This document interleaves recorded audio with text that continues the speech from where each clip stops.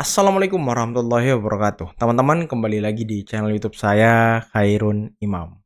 Nah, di video ini kita akan melihat beberapa konten, beberapa curhatan dari Ibu Megawati Soekarno Putri terkait dengan apa ya? Ibu Mega yang merasa dibenci dan merasa dimusuhi oleh partai-partai lain, teman-teman. Dan curhatan Ibu Megawati, kenapa dia tidak ingin masuk ke kabinet Prabowo Gibran karena ya mungkin nanti hanya dapat satu kursi gitu. Ya, apakah perpolitikan dan membangun bangsa ini hanya diukur dengan berapa porsi kursi yang diberikan di kabinet, teman-teman. Dan ternyata curhatan Ibu Megawati ini mendapat respon dari Gerindra dan juga Pak Prabowo Subianto, teman-teman. Oke, tanpa perlu berlama-lama lagi, mari kita mulai videonya berikut ini. Ini hari ini saya diundang tumben sama si Bahlil. Si Yo Bahlil kan ya. UTN apa? Apa Golkar. Terus saya suruh sopo yo? Tadi bukan situ toh. Yang saya suruh ke sana siapa ya? Oh Pak Utut. Ketua fraksi. Terus aku tuh mikir, aku bilang Mas toh. Aku diundang ke Golkar. Terus engkau aku muram opo cengar-cengir yo. Lucu banget Bu Mega ya. Karena aku dimusuhin sak jagat Dewa Betara. Dimusuhin. Sekarang diundang, bingung aku. Iya jadi kata Haso udah deh Bu, iniin aja deh. Apa namanya? Delegasikan gitu. Terus siapa Ibu mau delegasikan? Nanti kalau terlalu bawah dibilang enggak ini. Kayak enggak apa ya, sebagai tamu enggak apa dong, enggak hormat. Kalau ketinggian nanti dipikir udah mau gabung lagi. Keren enggak? Iya. Ada Pak Mahfud ya kan. Ayo jangan Keren, diem keren, Pak Mahfud. Pak Mahfud jangan diem. Keren, Kasih keren. gitu 2 jempol gitu loh. Kasih 2 jempol guys. Dia datang belakangan, jadi nggak bisa dapat 2 apa 3, 1 aja deh. Banyak kan yang bilang, Ibu gabung lah ke sono. Lah gabung gua dapatnya apa? Presiden loh masuk gabung. Alah, nanti pasti yang lain bilang dia datang belakangan, jadi nggak bisa dapat 2 apa 3, 1 Kalau gabung dapat apa ya kan? aja deh gitu. Udah gitu dicariin yang paling jelek aku bilang.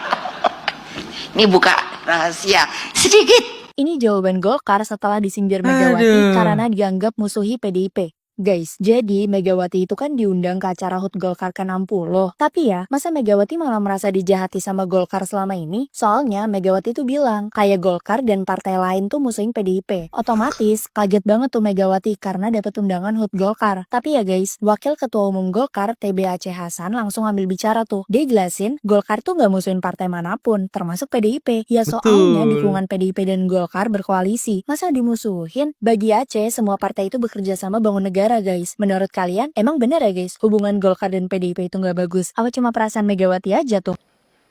Kita harus waspada. Dan kuncinya adalah kalau semua unsur pemimpin dari semua lapisan bisa rukun bersatu. Tidak berarti kita tidak beda pendapat.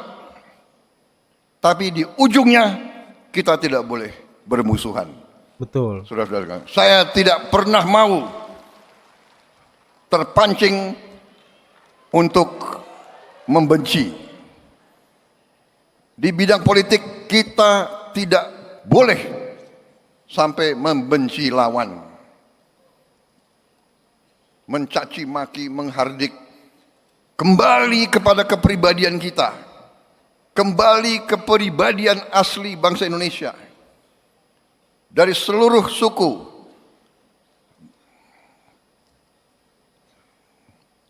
kita diajarkan oleh nenek moyang kita, iya kan?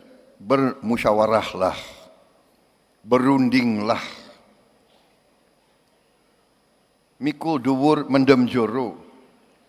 Yang negatif kita tanam, yang baik kita angkat.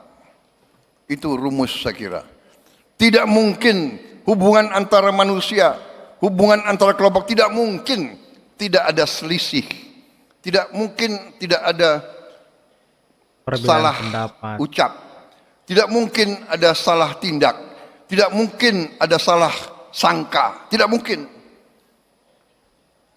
Dan waspada terhadap teknologi. Belum tentu teknologi 100% membawa kebaikan. Sosmed, saya kadang-kadang kaget juga, apalagi ini, ya kan?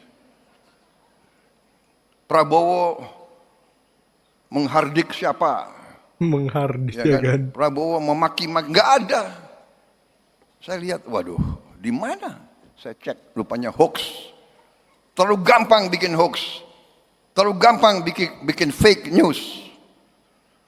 Saudara-saudara, itulah, saudara-saudara, saya kira ingin saya sampaikan di tengah ketegangan Indonesia bersyukur banyak kekurangan kita dan tetap kita sekarang masih banyak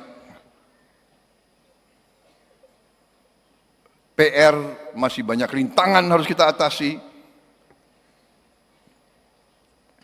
Kekayaan kita masih banyak yang bocor. Saya mengajak kita semua bersatu. Saya disumpah di depan perwakilan rakyat, di depan rakyat Indonesia, dan di hadapan Tuhan yang Maha Besar. Saya disumpah, saya bersama saudara Wakil Presiden disumpah untuk menjalankan Undang-Undang Dasar dan untuk menjalankan undang-undang. Jadi kalau ada pelanggaran hukum, ya tidak ada pilihan lain, saya harus tegakkan hukum. Wah, keren banget. Keren banget. Jadi saya menghimbau, menyampaikan kepada semua unsur, istilahnya yang pernah menyimpang, kembalilah ke jalan yang benar. Jalan Kembalilah yang ke lurus. jalan yang benar. Nah, teman-teman, dari dua video tadi ya, sepertinya memang hanya Ibu Mega gitu yang merasa dimusuhi, yang merasa dibenci, yang merasa tidak disenangi oleh partai lain, teman-teman. Karena ya dari Golkar ya tidak pernah memusuhi Ibu Mega. Gerindra pun Pak Prabowo mengatakan ya beliau selalu ingin merangkul yang lain. Kalau yang lain nggak mau dirangkul ya udah gitu ya kan. Dan terakhir Pak Prabowo itu beberapa kali ingin bertemu dengan Ibu Mega, tapi tidak pernah terjadi pertemuannya. Entah siapa yang tidak mau bertemu ya. Kalau saya sih berpandangan kayaknya Ibu Mega nggak mau bertemu, teman-teman ya. Ya, apakah ini sebuah sifat kekanak-kanakan dari seorang ketua partai, teman-teman? Gimana menurut kalian dengan melihat situasi belakangan ini antara Ibu Mega, statement-statement Ibu Mega kepada partai-partai lain? Karena ya Ibu Mega merasa dimusuhi, padahal ya di pilkada kan partai-partai ini saling koalisi, saling berteman, saling bahu-membahu menangkan calonnya. Seperti di Banten, Golkar berkoalisi dengan PDIP, di tempat lain mungkin di daerah-daerah mungkin ada juga yang berkoalisi dengan PDIP dengan Gerindra. Nah ini kan sesuatu yang apa ya, yang sedikit rancu, teman-teman. Ya, saya nggak tahu sih ya. Tapi saya berkeyakinan bahwa ya, Ibu Mega lah yang mungkin merasa dimusuhi oleh partai lain, teman-teman.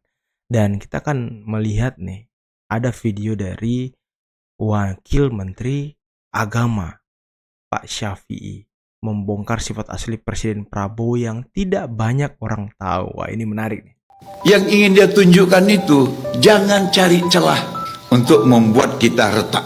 Carilah semua peluang untuk menguatkan persatuan. Karena itu dia bersikukuh, kementerian ini jangan ada lagi ego sektoral. Dikumpulkan ya kami Pak, pertama di Hambalang. Pembicaranya semuanya dari luar negeri. Pidato bahasa Inggris, yang nggak ngerti bahasa Inggris, innalillah. Tapi beliau tidak sadis Pak, disiapkannya juga. Cuman karena sama-sama menteri, walaupun nggak ngerti, malu pakai itu. Termasuk saya itu maksudnya. Tapi paling nggak setelah selesai itu pembicara, dia bikin konklusi. Maksudnya pertemuan itu seperti ini. Memang dia sangat baik hati. Nggak cukup, dikumpulkannya kami di Magelang, retreat kabinet merah putih. Apa yang dia bilang? Tidak ada satu bidang pun, satu unit pun, satu lembaga pun, satu kementerian pun yang bisa sukses kalau jalan sendiri-sendiri. Semuanya saling terkait. Karena itu, hilangkan ego sektoral. Yang kedua, rasakan bahwa kementerian lain, bidang lain, itu adalah bagian yang harus kerjasama dengan kita untuk sukses mencapai tujuan.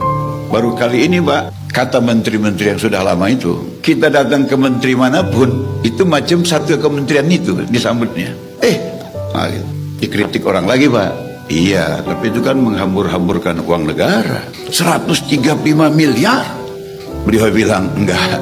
Boleh tanya Menteri Keuangan. Menteri Keuangan jawab, ini semuanya ditanggung oleh seorang hamba Allah. Wakil menterinya nggak tahan, namanya Prabowo Subianto. Dari kantongnya sendiri. Ya, tapi ini militerisme. Inilah kalau TNI berkuasa. Gitu-gitu. Dia bilang, dia tanya ini sama, adakah suasana militerisme? Saya ini kan militernya berakhir tahun 98. Sekarang saya sipil, baju yang kita pakai ini bukan baju tentara, ini baju Komcat. Jadi tidak ada militerisme, tapi military way, yes. Karena kita sekarang kehilangan disiplin, kita kehilangan tanggung jawab, kita kehilangan rasa persatuan. Kita ini mau sukses sendiri-sendiri. Military way itu sama seperti pemain bola, kita harus bekerja sama. Yang mau saya sampaikan pesannya, beliau tidak menanggapi semua cemoohan itu dengan sesuatu yang bisa membuat orang tersinggung. Beliau menyerap itu semua dan kemudian mengeluarkan sesuatu yang kemudian orang happy dan tidak merasa bahwa pendapatnya salah, dikalahkan. Tidak ada seperti itu. Nah, teman-teman, itulah tadi beberapa video yang bisa kita simak, yang bisa kita saksikan pada kesempatan kali ini, utamanya terkait dengan curhatan dari Ibu Megawati Soekarno Putri yang merasa dibenci oleh partai-partai lain. Ya, padahal kan mereka sendiri yang merasa dibenci, teman-teman.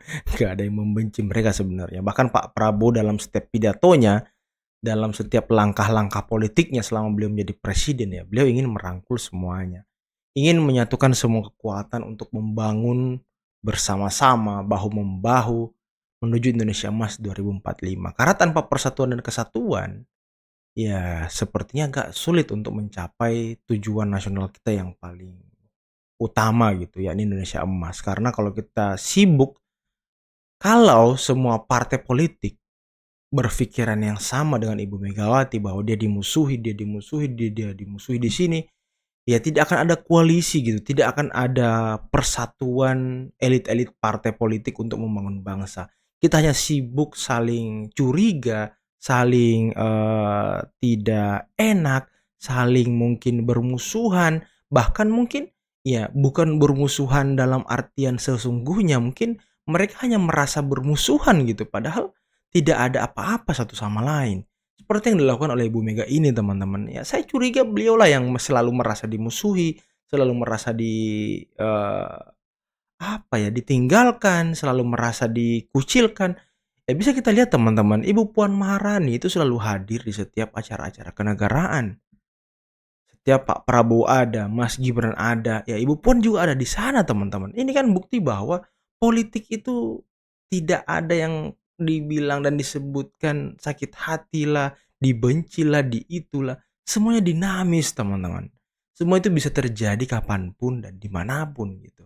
Dan mungkin cukup sekian dulu video kali ini ya. Jangan lupa teman-teman like, subscribe, dan share videonya. Akhir kata billahi taufiq wal hidayah. Wassalamualaikum warahmatullahi wabarakatuh. Bye-bye.